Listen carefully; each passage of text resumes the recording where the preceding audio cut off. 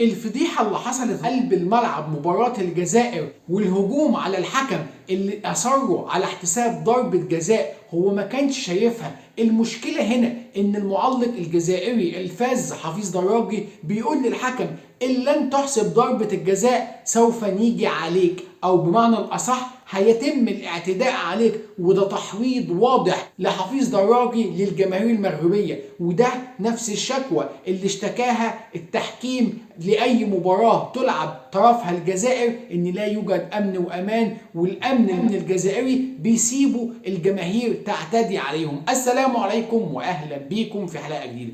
الفضيحة اللي حصلت في مباراة الجزائر وكوت ديفوار لن يسكت عليها الاتحاد الأفريقي. المعلق الجزائري اللي اعترف بلسانه إن لم تروح وتحسب ركلة الجزاء اللي واضحة وضوح الشمس سوف ينكل بيك. انتوا متخيلين حفيظ دراجي والهمجية اللي وصلوا ليها وتحريض الجماهير عليهم؟ طبعا كان في أزمة في كل مباراة يتم تحكيمها للمنتخب الجزائري من التحكيم، وشكوى جماعية من التحكيم واللي اتكلم عنها النهاردة مدرب منتخب كوت ديفوار. هناك ظلم تحكيمي خاصة بعد طرد الحكم الموريتاني للحارس مرمى المنتخب الجزائري، تحول 180 درجة في الحكم في المباراة، عدم احتساب فاول صحيح وطرد لاعب المنتخب الجزائري لاعب اخر في منتصف الملعب، وطرد غير مستحق للمنتخب الكوديفواري، وده اللي قلب مجريات المباراه. وفي الاخر حفيظ دراجي بيعلق على المباراه بيقول لك